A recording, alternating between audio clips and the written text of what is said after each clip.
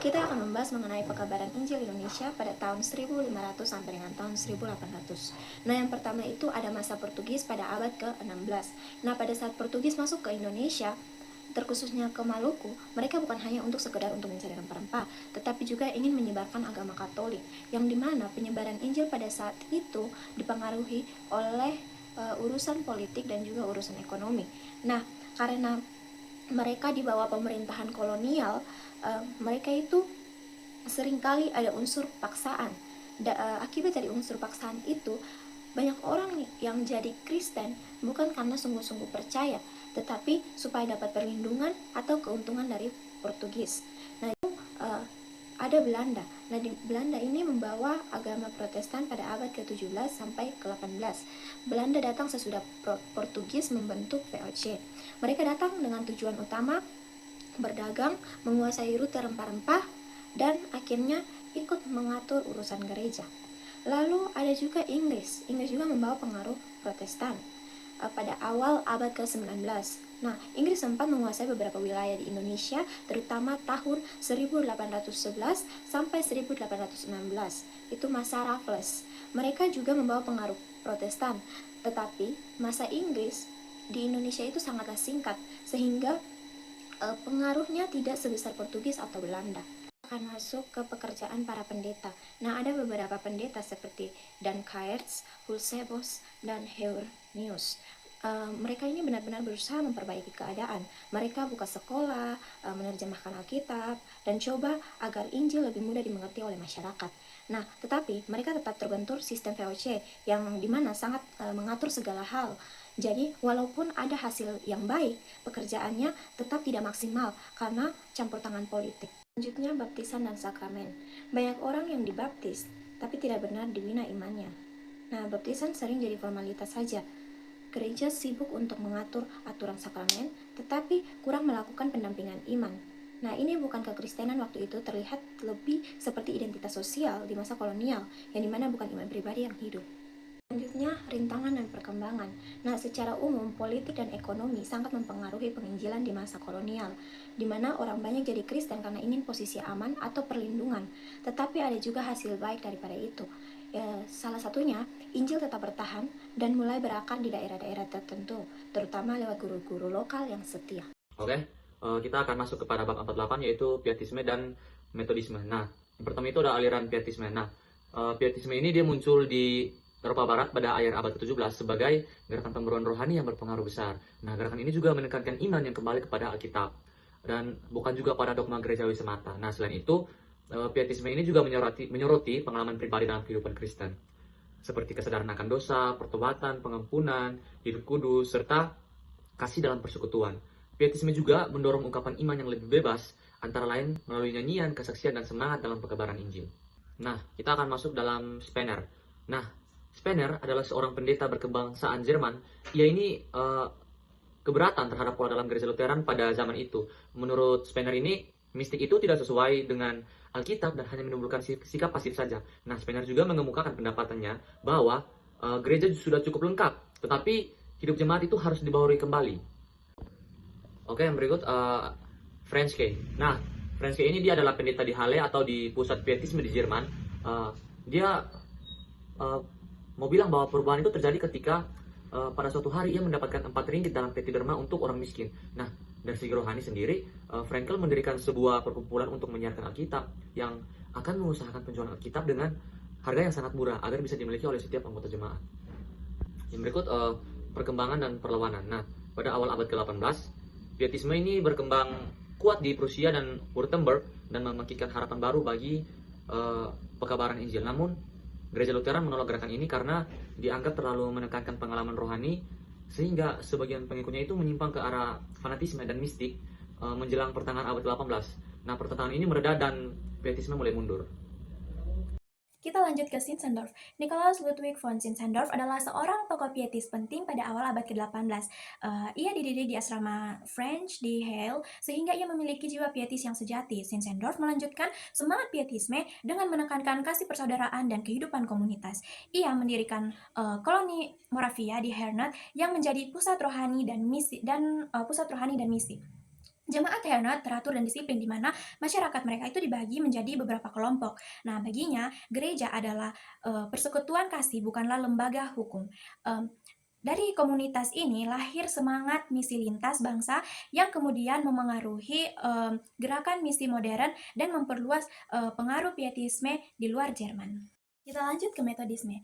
Jadi metodisme ini muncul di Inggris pada awal abad ke-18 melalui John Wesley dan Charles Wesley sebagai gerakan rohani yang mirip dengan pietisme. Nah, gerakan ini menekankan ajaran disiplin spiritual, doa, pelayanan sosial, dan pembaruan pribadi. Kaum Metodis menilai bahwa iman itu harus diwujudkan dalam tindakan kasih melalui ajaran dan pelayanan yang teratur. Metodisme menjadi kekuatan terbesar dalam kebangunan rohani Inggris dan turut memengaruhi perkembangan gereja Protestan modern di banyak negara. Gereja Metodis memiliki sifat yang sangat istimewa, yaitu pendeta-pendetanya dilatih untuk mendapatkan jabatan dan mereka menggunakan banyak pengkhotbah pembantu yang dipilih dari kaum awam. Oke teman-teman, kita lanjut ke pietisme di Belanda. Jadi pada abad ke-18, kehidupan Romawi gereja Calvinis itu mulai menurun, tetapi pietisme mulai muncul kembali. Nah, pietisme Belanda ini menekankan pengalaman pribadi mengenal Kristus sebagai reaksi terhadap rasionalisme pencerahan. Namun teman-teman, terjadi penyimpangan di mana pengalaman pribadilah yang dijadikan sebagai dasar iman, bukan firman Tuhan. Nah, pendirian yang salah ini membuat manusia menimbulkan sikap pasif dan kurang kepedulian. Nah, pietisme kemudian mendorong pembaruan gereja serta mendukung misi di wilayah jajahan Belanda, termasuk negara kita Indonesia. Nah, karena itu pietisme Belanda ikut berperan dalam perkembangan kekristenan di Nusantara pada masa kolonial. Nah, teman-teman, yang terakhir dari bab ini yaitu timbangan tentang pietisme. Jadi, pietisme itu memberikan pengaruh besar dalam sejarah gereja, di mana gerakan pietisme ini membangkitkan semangat iman, memperkuat moralitas, dan mendorong pelayanan sosial. Namun, teman-teman, pendekatannya pada pengalaman pribadi kadang membuat kurang terbuka terhadap teologi rasional. Meskipun begitu, pietisme tetap penting karena karena memperdalam kehidupan rohani dan menjadi dasar bagi banyak gerakan kebangunan rohani selanjutnya. Baik, kita masuk pada bab ke-49 tentang gereja pada masa pencerahan. Yang pertama, asal pencerahan. Nah, asal pencerahan ini muncul di Eropa pada abad ke-17 sampai pada abad ke-18, terutama setelah pada masa reformasi dan revolusi ilmiah. Nah, pada periode ini, di mana masyarakat Eropa mulai mengalami perubahan besar dalam cara berpikir, terutama dalam hal ilmu, pengetahuan, politik, dan agama. Gerakan ini lahir sebagai reaksi terhadap kekuasaan absolut raja serta dominasi gereja yang dianggap menekan kebebasan berpikir atau menekan kebebasan berpikir. Nah, pencerahan ini menekankan bahwa manusia memiliki kemampuan rasional untuk memahami dunia tanpa harus selalu bergantung pada otoritas gereja. Baik, kita masuk pada poin yang kedua, yaitu wujud pencerahan. Nah, wujud pencerahan ini ditandai dengan munculnya rasionalisme, yaitu pemikiran bahwa segala sesuatu yang dikatakan harus masuk akal, dan juga dogma dan ajaran gereja mulai dikritik karena dianggap tidak logis, serta Alkitab mulai ditafsirkan secara ilmiah, bukan hanya berdasarkan tradisi gereja, dan juga hal-hal supranatural seperti mujizat mulai diragukan karena tidak bisa dibuktikan secara ilmiah. Baik, kita masuk pada poin yang ketiga, yaitu agama pada masa pencerahan. Nah, di sini agama dipandang sebagai pedoman moral, bukan lagi sesuatu yang penuh mujizat. Di sini juga muncul yang namanya deisme. Nah, deisme ini yaitu kepercayaan bahwa Tuhan ada, tetapi tidak campur tangan langsung dalam dunia. Serta Tuhan dianggap menciptakan alam, lalu membiarkannya berjalan dengan hukum alam. Serta juga ajaran agama yang tidak rasional mulai ditinggalkan. Baik, kita akan masuk pada poin yang keempat, yaitu tentang kisah pencerahan. Nah, di mana pemikiran pencerahan yang menyebar melalui filsuf dan ilmuwan. Serta ada juga gerakan ini mendorong masyarakat untuk berpikir lebih kritis dan tidak menerima tradisi secara cuma-cuma. Dan juga pencerahan ini memengaruhi pendidikan, politik, masyarakat, dan cara memahami iman. Serta kebebasan berpikir semakin dihargai dan melahirkan banyak perubahan sosial. Baik, kita masuk di poin yang terakhir, yaitu gereja Protestan dan pencerahan. Nah, di sini gereja Protestan terbagi menjadi dua kelompok dalam menghadapi pencerahan. Dan kelompok yang pertama itu menolak pencerahan karena dianggap melemahkan iman. Sedangkan kelompok yang kedua berusaha menyesuaikan ajaran gereja dengan pemikiran rasional. Oleh sebab itu, akibatnya teologi menjadi lebih moralistis dan logis, tetapi kurang menekankan aspek rohani. Baik, kita masuk pada Gereja Katolik Roma dan pencerahan. Pada masa pencerahan, Gereja Katolik menghadapi tantangan besar dari pemikiran rasionalisme dan perkembangan ilmu pengetahuan, yang membuat banyak orang mulai mempertanyakan otoritas gereja dan lebih mengandalkan akal budi sebagai sumber kebenaran. Namun, gereja tetap bertahan dengan memperkuat pendidikan, kehidupan rohani, dan pengajaran iman, agar tetap relevan di tengah perubahan zaman. Kita masuk pada gereja di Belanda dan tantangan pencerahan. Di Belanda, pencerahan terasa lebih kuat, karena masyarakat menjunjung tinggi kebebasan berpikir dan keterbukaan intelektual. Gereja dihadapkan pada tuntutan untuk menjelaskan iman secara lebih rasional dan terbuka terhadap ilmu pengetahuan modern. Meskipun menghadapi tekanan besar, gereja tetap menjaga kemurnian ajaran Injil dan justru mengalami pembaruan rohani. Banyak pemimpin gereja mendorong umatnya agar tidak hanya beriman secara tradisi, tetapi memiliki keyakinan yang dapat dipertanggungjawabkan. Kita masuk pada untung rugi pencerahan bagi gereja. Pencerahan membawa dampak positif dan negatif bagi gereja. Positifnya, gereja terdorong memperkuat pendidikan rohani, moralitas, dan pelayanan sosial. Negatifnya, rasionalisme yang berlebihan membuat banyak orang meragukan ajaran iman dan melemahkan otoritas gereja. Namun, melalui tantangan ini, gereja justru belajar melihat kelemahannya, terutama dalam pembinaan umat. Pencerahan membantu gereja menyadari perlunya menghadapi iman secara relevan, bukan sekedar mewarisikan tradisi. Ini juga mendorong gereja mengembangkan pendekatan baru, seperti memaksimalkan dialog, pembaruan metode pengajaran, dan membuka diri terhadap perkembangan dunia modern, sehingga gereja dapat bertahan dalam pembaruan besar di masyarakat. Oke, kita akan masuk kepada bab 50, gereja dalam dunia abad ke-19. Nah, itu yang pertama itu perkembangan politik dan sosial. Nah, pada periode ini menunjukkan perubahan besar dari monarki absolut menuju kesadaran demokratis yang dipengaruhi revolusi politik dan perkembangan industri pada abad ke-19. Setelah kejatuhan Napoleon, para penguasa mencoba mempertahankan kekuasaan mutlak, tetapi perubahan zaman tidak bisa dihentikan.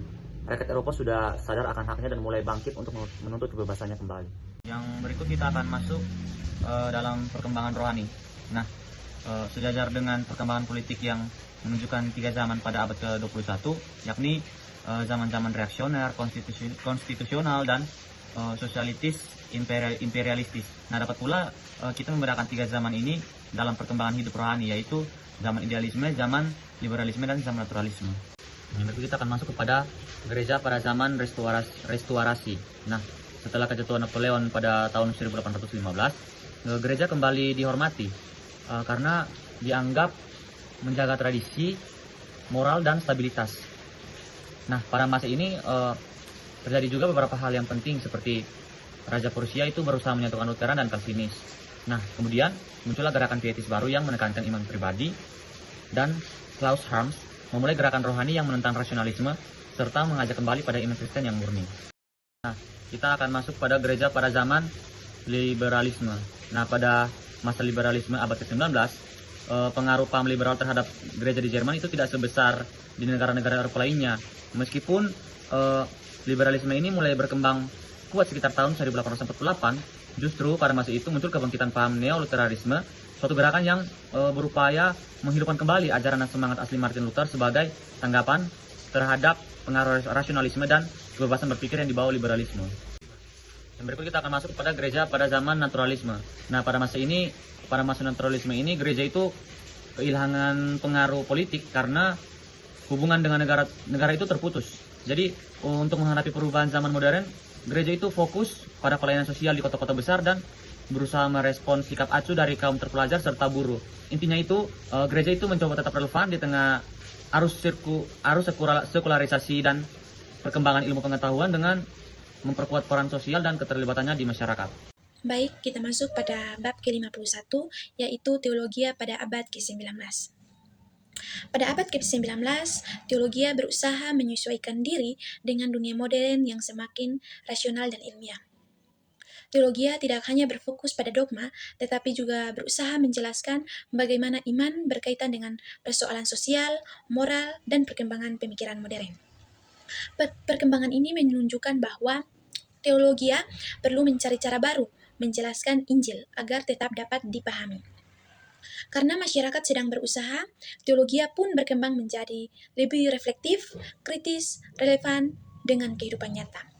Abad ini menjadi awal lahirnya berbagai aliran teologia modern yang mencoba menjembatani iman dan pemikiran modern.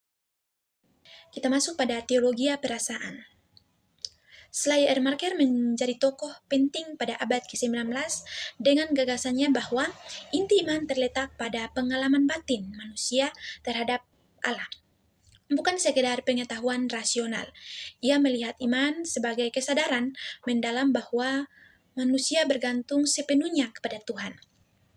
Pemikiran ini menekankan hubungan pribadi dengan Allah dan membuka ruang bagi teologi modern yang lebih menghargai pengalaman manusia dalam beriman.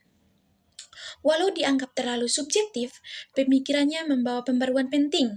Ia mengingatkan gereja bahwa iman bukan hanya sekedar rumusan ajaran, tetapi juga pengalaman spiritual. Pendekatan inilah yang membantu banyak orang kembali melihat sisi spiritualitas di tengah dunia yang semakin rasional dan ilmiah. Oke, sekarang kita masuk dalam poin berikutnya, ada teologi akal budi. Sudah kita lihat bahwa Hegel memperdalam pandangan-pandangan pencerahan dengan mengajarkan bahwa akal budi atau rasio adalah tenaga pendorong semesta alam. Demikianlah teologi masa itu berusaha menegaskan bahwa agama Kristen ialah agama yang paling sesuai dengan akal budi, atau bahwa perkembangan agama Kristen boleh diterangkan dengan memakai hukum-hukum akal budi itu. Kita mengerti bahwa dengan pendirian teologi yang demikian itu mustahil syak dan kebutuhan pernyataan Tuhan dipahami dan dijunjung dengan sepertinya. Maksud istimewa teologi itu ialah suatu penjelasan yang memuaskan akal budi tentang masalah yang muskil, yakni bagaimana jadinya sampai seorang guru Yahudi yang bernama Yesus beroleh pengaruh yang sekian besar di antara para pengikutnya, sehingga di kemudian hari terbentuklah sebuah gereja Kristen yang mengakui dan berbakti kepada dia sebagai anak Allah. Nah, kita masuk dalam teologi kesusilaan. Telah nyata bahwa pada bagian pertama abad ke-19, hubungan antara agama Kristen dengan semangat zaman yang dicari oleh ahli-ahli teologi yang memakai dalam perasaan dan akal budi. Maka kira-kira tahun 1860, tampillah teologi yang berusaha mengadakan hubungan itu berdasarkan kesadaran susila manusia. Pemimpin golongan teologi itu ialah Albert Rässel, seorang guru besar Jerman yang boleh dianggap sarjana teologi yang paling berpengaruh pada abad ke-19. Rässel mau mendasarkan isi pernyataan Kristen kepada kebutuhan susila manusia, yang mengajarkan bahwa masalah yang terpenting bagi manusia ialah mempertahankan oknum sendiri di hadapan alam yang tak beroknum itu, yang berkembang menurut hukum-hukumnya sendiri. Teologi kelahiran kembali. Bukan saja sayap teologi liberal di sebelah kiri dan golongan etis di tengah, tapi wakil-wakil teologi sayap kanan yang ortodoks pun bersifat subjektivitas pada zaman itu, karena mereka itu juga memusatkan perhatiannya kepada manusia, biarpun kepada manusia yang saleh, dengan jalan mengutamakan iman dan kelahiran baru manusia selaku tumpuan pernyataan. Dasar pikiran Kuyper dalam kitab-kitab itu ialah kenyataan yang berdasarkan pengalaman bahwa ada dua macam manusia yang telah diperanakan kembali dan yang belum diperanakan kembali. Kelahiran kembali itu adalah suatu proses yang tidak disadari, yang menyatakan diri dalam hidup sadar sebagai pengakuan bahwa Alkitab adalah firman Tuhan. Selanjutnya ada teologi historis kritis. Pada abad ke-19, yaitu pada zaman naturalisme, orang sudah kurang mengharapkan jembatan antara Alkitab dan manusia modern. Pengalaman dan ilmu yang bebas dari segala ikatan dogma dan tradisi, itulah yang sekarang dijunjung tinggi. Ahli-ahli teologi yang demikian pendiriannya mulai asik mengupas isi Alkitab. Makin lama makin tercelik matanya pada kebenaran bahwa ada jurang yang dalam antara berita Alkitab dan manusia zaman mutakhir ini. Mereka berusaha membagi isi Alkitab menurut sumber-sumber kitab-kitab itu, yang pada prasangka mereka mungkin didapati dan dipisahkan oleh ahli-ahli teologi dengan jalan pengupasan yang teliti. Oke, hasilnya rubah-rubah teologi abad ke-19 ini adalah negatif saja. Namun akan tetapi, jika kini kita menolak segala sistem teologi masa itu, maka bolehlah kita mengaku bahwa ada juga hasil dan untungnya yang positif. Oleh kritik yang tajam terhadap Alkitab, sekarang kita tahu bahwa adalah mustahil memeriksa isi Alkitab apabila penyelidik tidak menghampiri Alkitab itu dengan iman dan sikap hati dan taat kepada firman Tuhan. Dan meski kita mengaku bahwa di antara agama-agama lain yang lain terdapat banyak cerita dan bahan-bahan yang bentuknya tak banyak bedanya dengan cerita Alkitab, tetapi nampak dengan terang sekali bahwa jiwa dan isi berita Alkitab berlainan benar dengan semangat dan isi agama-agama ketimuran yang lain. Selanjutnya itu Kolberg. Nah, Kolberg ini hidup di masa teologi liberal yang dimana sedang berkembang atau dimana sementara berkembang. Teologi liberal waktu itu menekankan kemampuan manusia memahami Tuhan lewat akal, sejarah, dan pengalaman pribadi. Nah, tetapi Kolberg ini menolak mengenai hal ini. Ia mengatakan bahwa manusia tidak bisa menyelamatkan dirinya dengan usaha, pengalaman rohani, ataupun perbuatan baik. Semuanya itu hanyalah kepada Kristus dan semuanya itu bergantung pada Kristus. Ia mengatakan bahwa manusia tetap berdosa dan manusia butuh anugerah. Jadi di sini fokusnya itu Kristus saja, bukan pengalaman atau perasaan manusia. Selanjutnya Kierkegaard. Nah, Kierkegaard ini berbeda lagi dengan Kolberg. Ia melihat gereja pada masa itu terlalu nyaman dan terlalu kehilangan semangat iman yang sejati. Nah, di mana bagi Kierkegaard, iman bukan soal logika atau moral atau aturan moral seseorang, tetapi hubungan pribadi dan keputusan untuk berani percaya kepada Kristus. Nah, even mungkin kita ketika terlihat tidak masuk akal seperti itu. Nah, jadi ia menolak bahwa teologi liberal yang terlalu mengutamakan rasio. Ia menekankan iman yang sungguh-sungguh, iman yang sejati, pribadi, dan penuh komitmen. Nah, Kierkegaard ini ada mengalami beberapa tantangan ketika banyak orang berusaha menyamakan iman dengan akal, logika, dan juga pengetahuan. Nah, tantangan yang dihadapi itu ada gereja terlalu rasional, ada iman yang dianggap bisa dijelaskan hanya pakai logika, dan orang menjadi Kristen hanya karena tradisi, bukan keputusan pribadi. Nah, Kierkegaard ini menekankan bahwa iman itu melompat, mengambil keputusan berani untuk percaya kepada Kristus. Baik, kita masuk pada bab yang ke-52, yaitu tentang pekabaran Injil, pengalaman, dan keadilan. Pada poin yang pertama itu tentang pangkalan dan pekerjaan pekabaran Injil. Pada abad yang ke-19, meski iman di Eropa pada waktu itu menurun, tetapi muncullah semangat mengabarkan Injil ke seluruh dunia. Ada 3 negara yang menjadi pusat pada waktu itu, yaitu Inggris, Belanda, serta Jerman. Dan tokoh-tokoh penting yang ada pada waktu itu seperti Franke, Zinzendorf, dan juga Nommensen, yang menyebarkan Injil dengan kasih, serta juga tetap menghargai budaya lokal yang ada. Mereka juga membangun gereja dan juga sekolah di sana. Serta juga mereka menerjemahkan Alkitab bagi mereka yang ada di sana. Selanjutnya yang kedua yaitu pekabaran Injil dalam negeri. Di samping misi ke luar negeri, gereja juga memperhatikan dan melayani kebutuhan sosial yang ada di dalam negeri melalui gerakan yang dinamakan Inner Mission. Nah, gerakan ini bertujuan untuk menolong orang Kristen yang miskin, tersesat, juga terdampak atau tertindas dari perubahan sosial. Nah, tokoh seperti Elizabeth Fry menunjukkan bahwa pelayanan sosial itu adalah bagian dari kita mewujudkan kasih Kristus itu sendiri. Kita masuk kepada poin yang ketiga, yaitu tokoh Wickern. Wickern sendiri adalah pelopor dari gerakan Inner Mission di Jerman. Ia mendirikan Rauhes Haus bagi anak-anak terlantar dan perempuan yang membutuhkan pertolongan. Ia mempercayai bahwa Injil harus diwujudkan dalam tindakan, sehingga pada tahun 1848 ia membentuk Badan Pusat Pekabaran Injil dalam Negeri untuk memperkuat pelayanan sosial gereja di sana. Baik, pada poin yang keempat tentang tokoh Flinder. Flinder ini mengembangkan pelayanan sosial melalui pelibatan perempuan atau kaum feminis. Ia mendirikan rumah latihan diakones di Kaiserswerth untuk melatih perempuan sebagai pelayan di bidang perawatan, pendidikan, dan juga pelayanan sosial. Nah, banyak-banyak diakonis ini kemudian diutus ke luar negeri untuk membuka sekolah dan juga rumah sakit dan membantu pelayanan di sana. Dan poin yang kelima tentang tokoh Wilhelm Lohe. Nah, Wilhelm Lohe sendiri memperluas misi gereja melalui rumah diakones Neuendetelsau. Ia mengutus banyak pelayanan ke Amerika, Pasifik, serta juga sebagian ke Irian Timur, dengan semboyan melayani Tuhan melalui mereka yang miskin. Lohe sendiri menegaskan bahwa pekabaran Injil itu harus tampak dalam tindakan kasih yang nyata. Oke teman-teman, selanjutnya kita akan membahas tentang Godelswing. Nah, pada tahun 1872, Godelswing menjadi pemimpin lembaga besar Kristen di Bethel. Fokus dari pelayanannya yaitu memfokuskan kepada anak-anak kurang terpelihara, anak-anak sakit penyakit, lalu juga pengembara yang tidak memiliki pekerjaan, dan yang terakhir yaitu memberikan pelatihan kepada orang-orang yang siap untuk mengabarkan Injil. Selanjutnya kita akan membahas tentang George Muller. Nah, George Muller ini lahir di Jerman. Namun setelah mengalami pertobatan dalam kegiatan pembangunan rohani, maka ia pindah ke Inggris lalu menjadi seorang pendeta baptis. Nah, ketika di Inggris inilah ia mulai mendirikan sekolah, kurang lebih ada 75 sekolah di 4 negara, yaitu ada di Inggris, ada di Spanyol, Italia, dan juga bahkan di India. Pada usia yang ke-93 tahun, ia secara sukarela memberikan dirinya untuk menjadi seorang evangelis. Nah, ada satu hal yang menarik dari George Muller ini, yaitu bahwa ia tidak menerima sokongan dari setiap pelayanan yang dilakukannya. Selanjutnya kita akan membahas tentang Heldring. Nah, Heldring sendiri, misi pelayanannya diberi nama pekerjaan belas kasihan yang memfokuskan kepada perempuan dan gadis yang jatuh dalam dosa. Ada usaha-usaha lain pula yang dilakukan. Nah, di Indonesia sendiri disebut misi pelayanannya yaitu lembaga Pak van der Steur. Jadi dari setiap usaha ini dengan jelas menggambarkan bahwa pada abad ke-19 gereja secara sadar telah tahu dan telah mengetahui arti panggilan terhadap dunia itu seperti apa.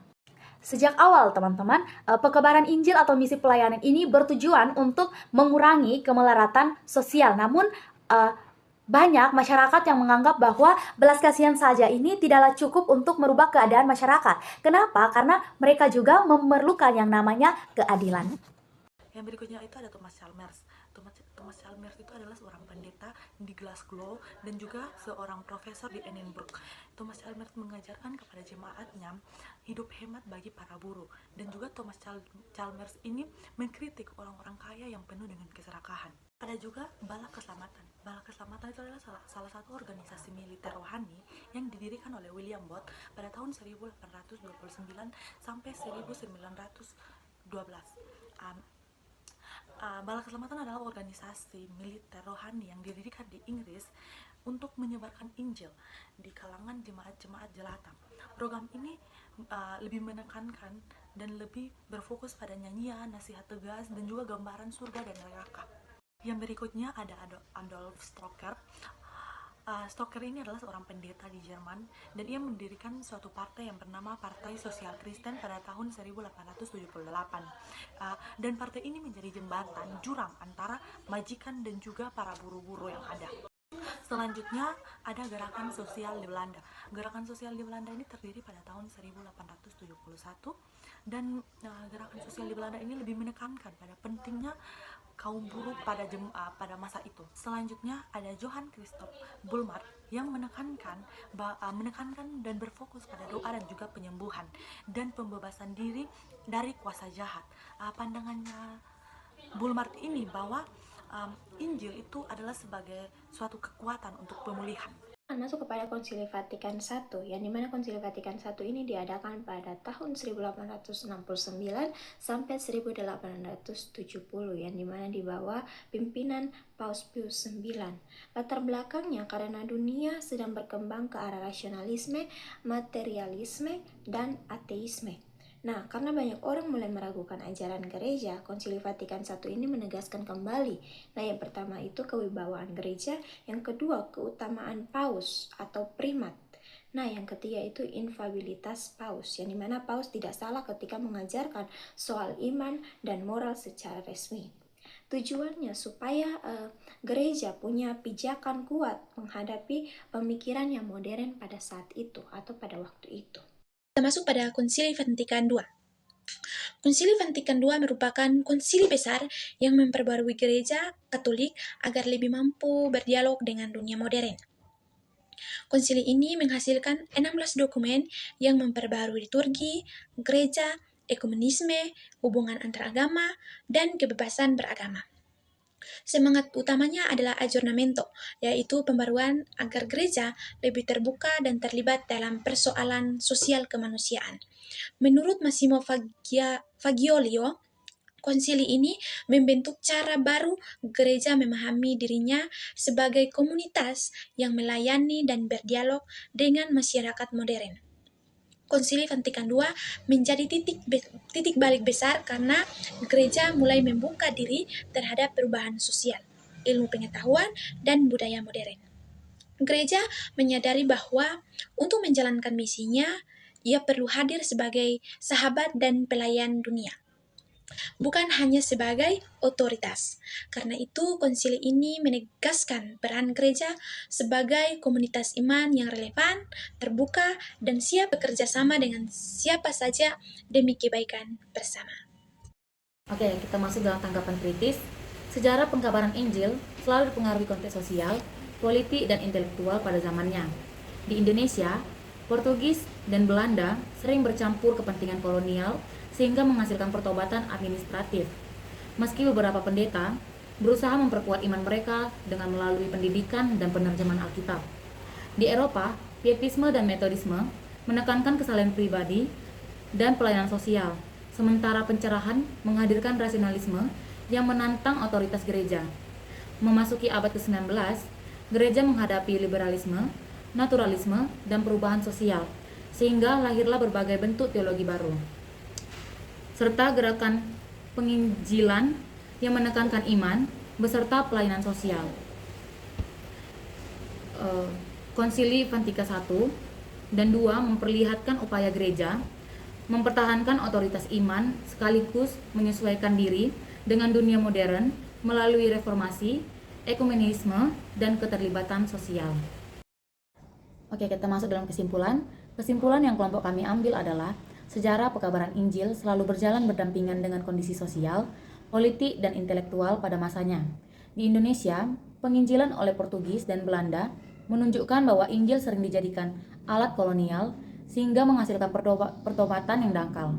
Sementara di Eropa, Pietisme dan Metodisme hadir sebagai gerakan kebangunan rohani yang menekankan iman yang hidup dan kesalehan pribadi. Memasuki masa pencerahan hingga abad ke-19, gereja menghadapi tantangan rasionalisme, liberalisme, dan perubahan sosial, sehingga memunculkan berbagai bentuk teologi. Semua upaya tersebut pada akhirnya bertujuan agar iman Kristen tetap relevan, hidup, dan setia pada kebenaran di tengah perubahan zaman.